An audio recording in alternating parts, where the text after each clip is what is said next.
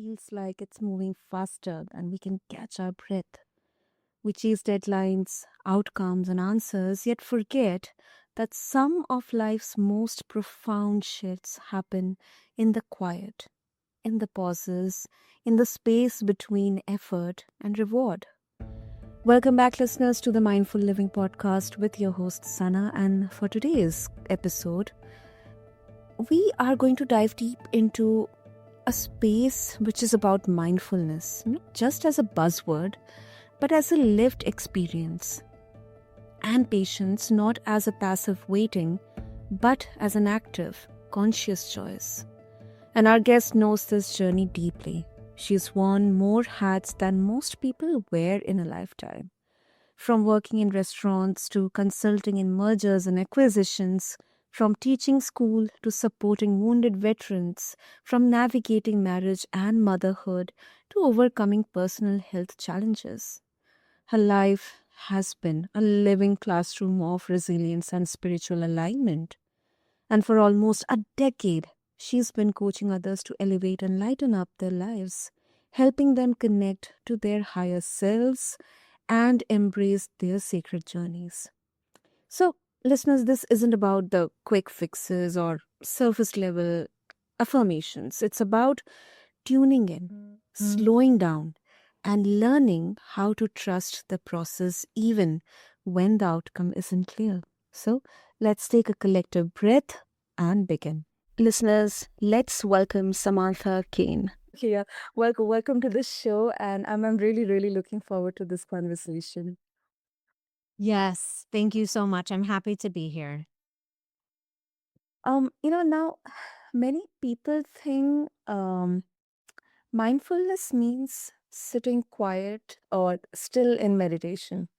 It's like, slowing down uh and just in stillness. So like moving away from everything and just slowing down. But in your own journey, how do you bring mindfulness into everyday life, like especially on the days when everything feels chaotic for you? That's a great question. Thank you. So, really, I try to always put the focus back to myself. When I feel a chaotic moment, I turn it inward. And Mm. I think a lot of people placate these specific moments. They just continue. And if you are not pausing to notice the moment that you're in and accepting that the negativity that you're feeling or an uncomfortability is good enough or okay, or it's just the way it is, then Mm. you're not allowing a deeper space for anything else to arrive. And there's a lot of fast talkers. I used to be like that. I used to live my life very, very fast paced and everything.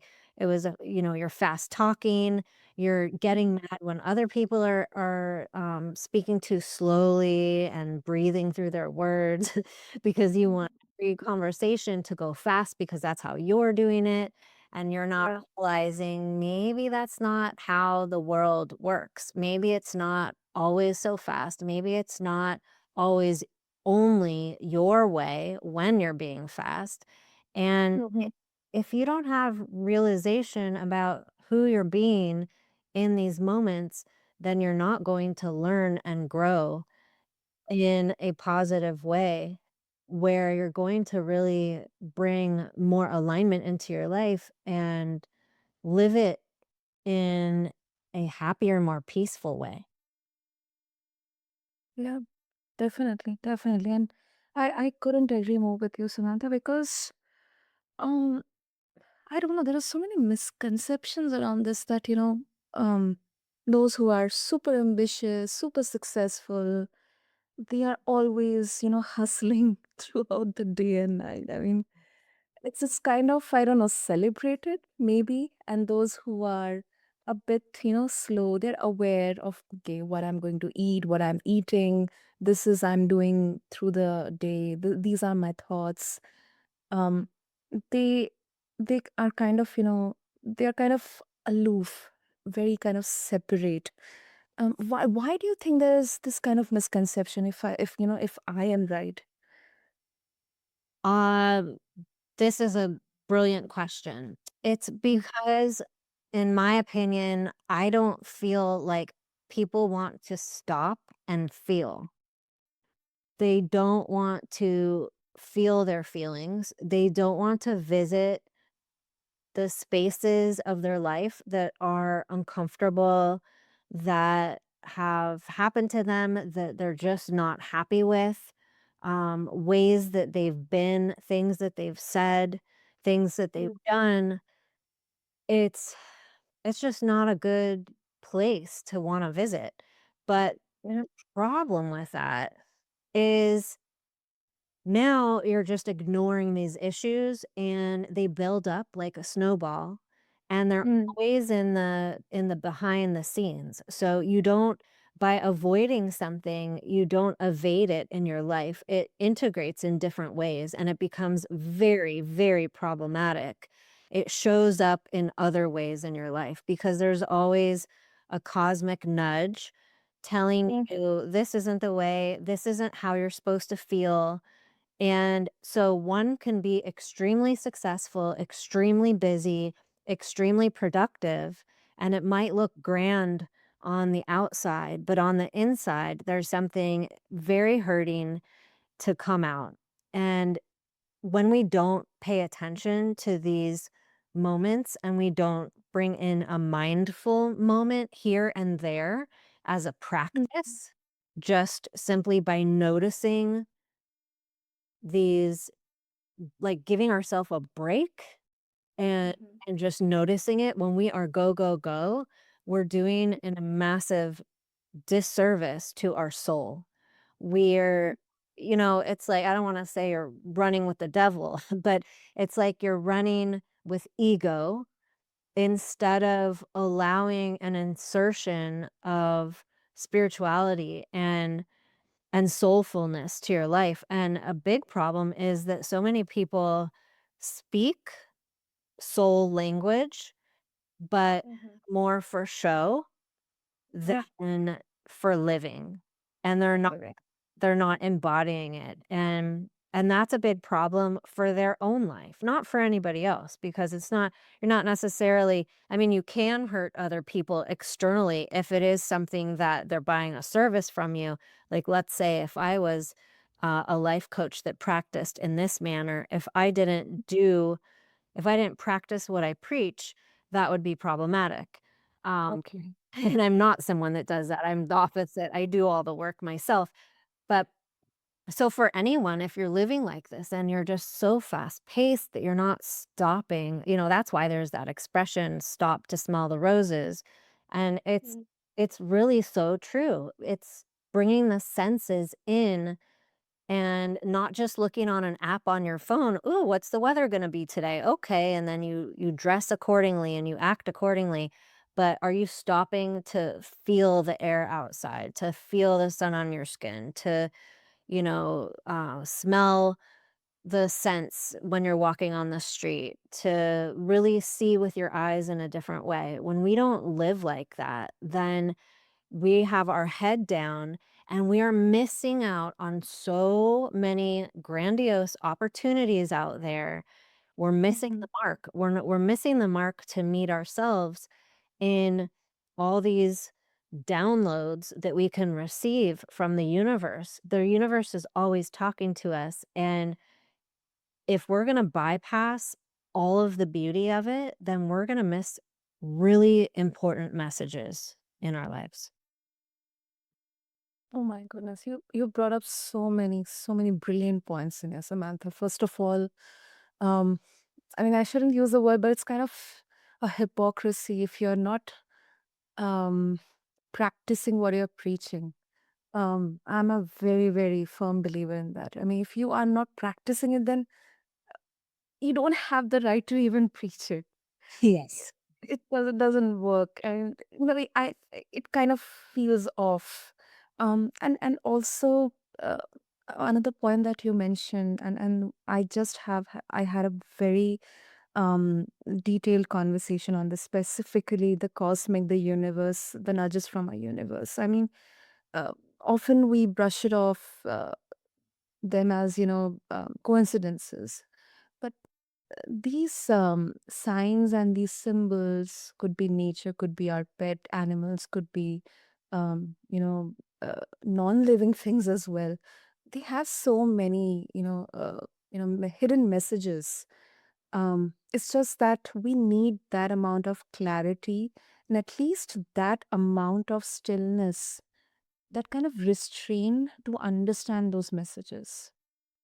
Yes, and it's also so difficult to decode messages in general. So if we're so far away from being in touch with that whole realm, then Mhm. we're even further away from getting any of it.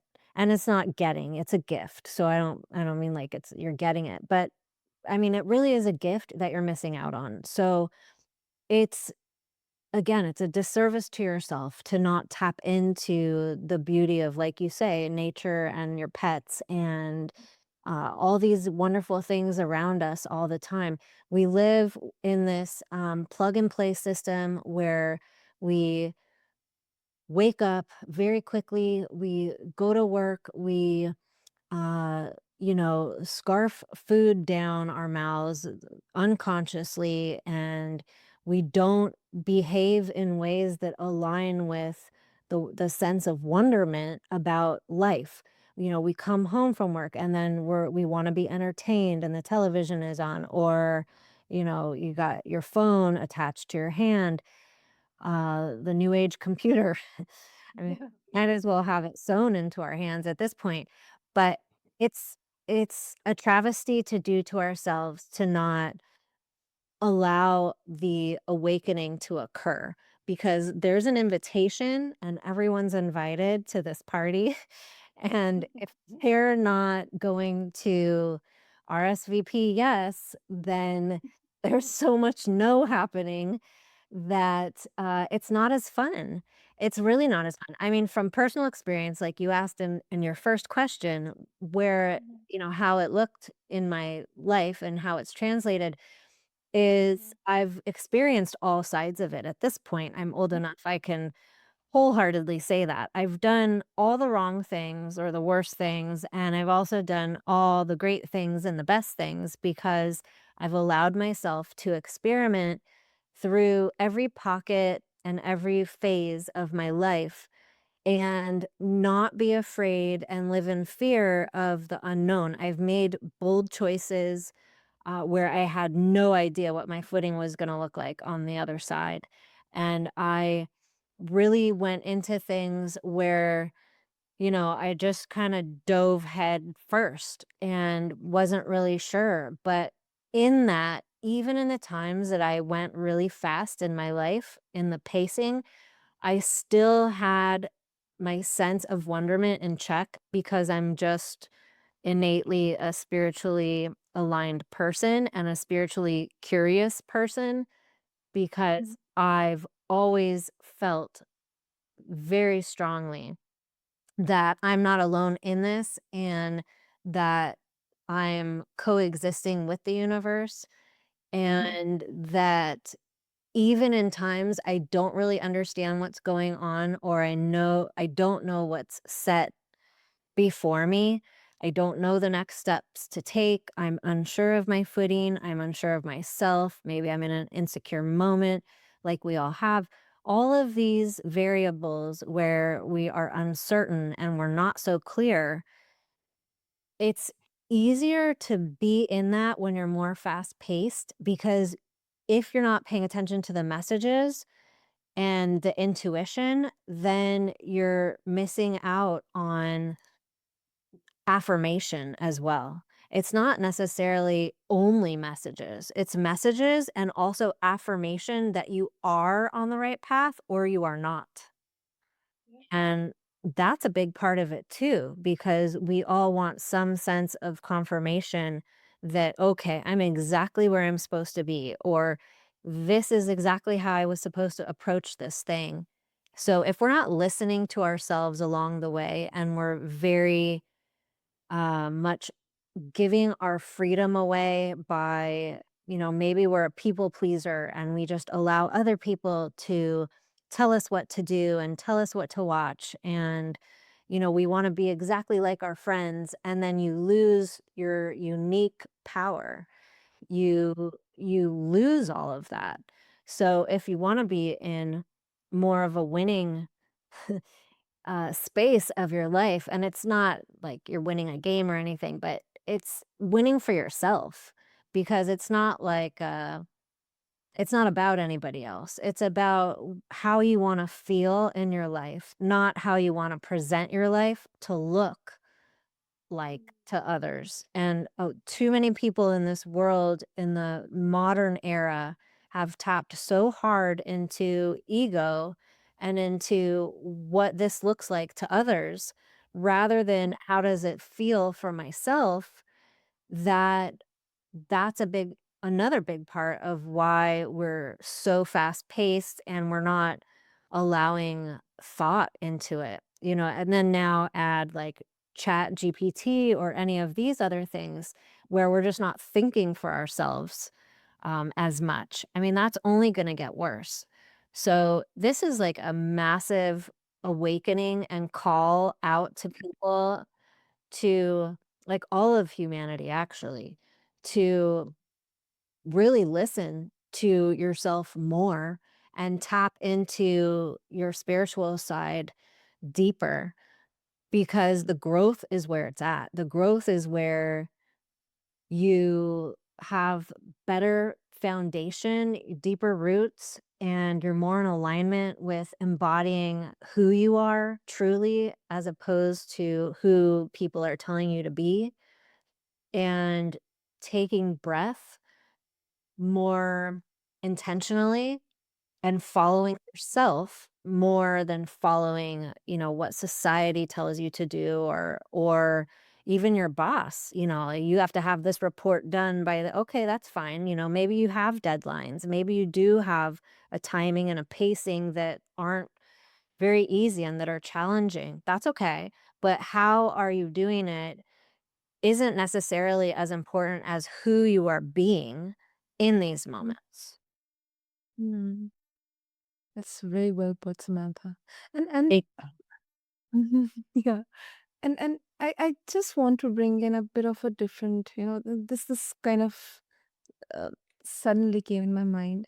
Do you believe the conversations around mindfulness or patience, or for the fact understanding all these universe nudges, because you have been into different industries, you have seen so many different worlds, both on the personal and professional fronts. Do you think these discussions are relevant in from a feminine perspective than a masculine one? Oh, that's an interesting question. Uh, I don't know if it's I mean, my first thought here is I don't think it's necessarily a gender-based identity to wrap around, even though we do have differing roles, mother versus father versus, but here's the thing. I mean, I look at it from a human standpoint. The only difference might be is physically attached to the mentally and the emotionally is hormonal stages in our lives where women might vary a little bit and need to decompress in a different way, or maybe perhaps a more mindful way, especially if you're a mother, if you have postpartum, if you had a traumatic birth, if you had, but then again, we can go the other way and we can say, well, a male can still have, difficulty in life. The consensus, I mean, we could go back and forth like a ping pong match here, playing with gender, but really, in reality, I don't think we need to pocket any of these. variations of people. I think it just comes down to human. I think it comes down to who we're being when we're human, and making sure that we know ourselves so well that we continue a consistent, intentional practice as much as possible so that we can bring peace into our lives. And so we know the difference between when we're not being our best self, which is okay, because that's what we need. We need to bring in the shadow. And so we can understand and really feel even deeper gratitude for the light.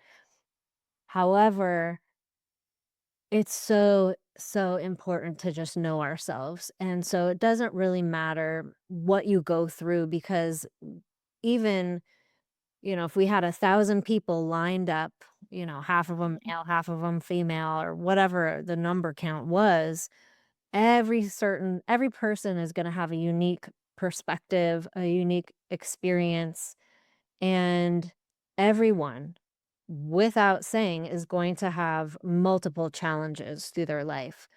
So True. it is a personal experience or like will to want to be in this state of play. I like to call it more than work. It's like a personal choice how deep you want to go or if you want to even go at all. I think a lot of people just go so unconsciously through their life. It's like all of a sudden, let's say they're 43 or whatever age they are, and they're like, oh, how did I even get here? I don't even remember my thought process through that. Or why am I in this space? Or why did I marry that person? Or why am I in this job? Or why am I living in this place? And we just do it. And it's like we're these drone beings. If you don't have the mindfulness paired with your choices and your thoughts and your actions, then it's not going to be as soft and as aligned as you would want it to be. So, regardless of gender, regardless of your age, even in my young daughter who's only 6, I've been teaching her about mindfulness and about meditation and about who she's being as soon as she could speak, we were talking about all these things, and um, I was showing her by being that myself because that's who I am, and so she Mm. would see and follow me, and then but not follow me, follow what I was doing, but then twist it with her own way, and do it in a way that means something to her, or uh, she would just add her own flair and her own style and do it in her own way. So it's never, even in my coaching practice, it's never telling so much about what you do and whatever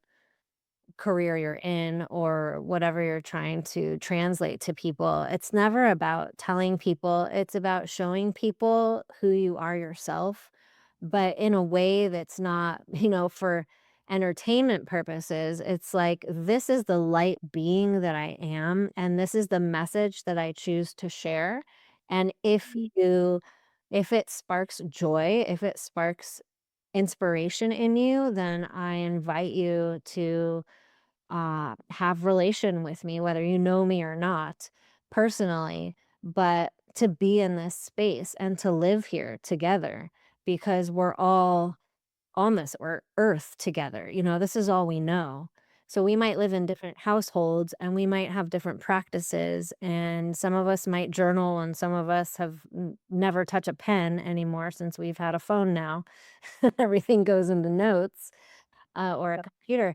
We all do things, a little bit different, and that's okay. But it is important to find your own way and what works for you and to experiment with that and stay open as much as humanly possible in a heart expansive place so that you can really live. And it's such a cheesy saying sometimes when we say this, but living your best life. It's it's thriving, it's not just in survival mode where you forget to breathe. It's just bringing a state of awareness to yourself that you can do it day in and day out. And as you practice it, the more you do, it just gets not necessarily easier in Mhm. itself, but it gets easier to snap into, if that makes sense. Definitely, definitely. And Samantha, before we wrap, of course, I mean, from my childhood, I have been confused between these two proverbs: "Look before you leap," and "A stitch in time saves nine." I mean, these are kind of very two contradicting proverbs.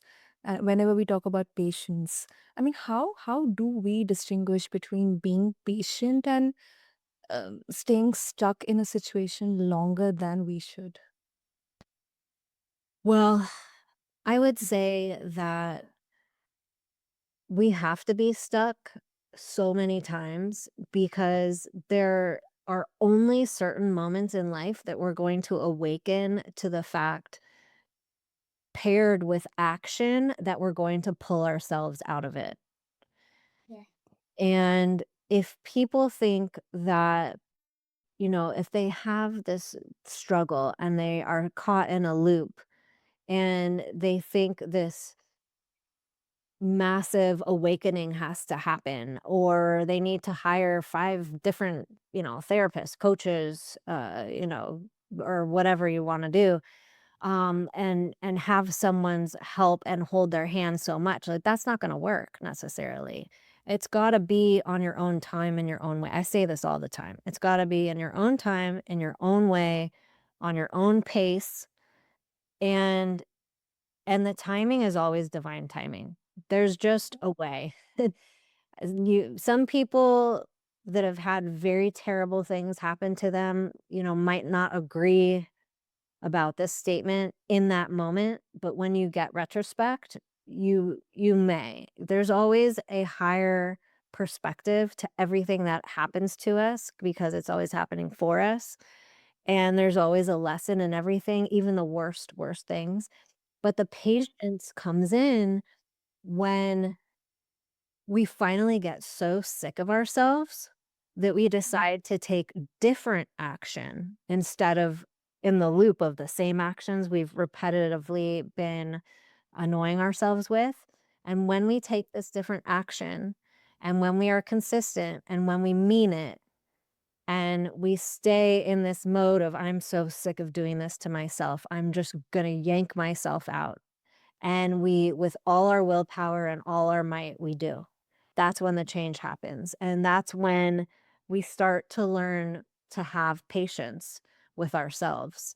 But we we really do intrinsically place so much impatience when we're in the loop, and that's only because we've just been in this narrow-minded view, very closed off of, I'm not ready yet, like breaking up with someone in a relationship, or uh, and but it's okay because sometimes what you might look at someone else's life and think, "My goodness, it's taken them years to even notice that this is happening to them, and they've been so unhappy," where it may have taken you months, right? But that's not your journey, and that's not something that we should judge.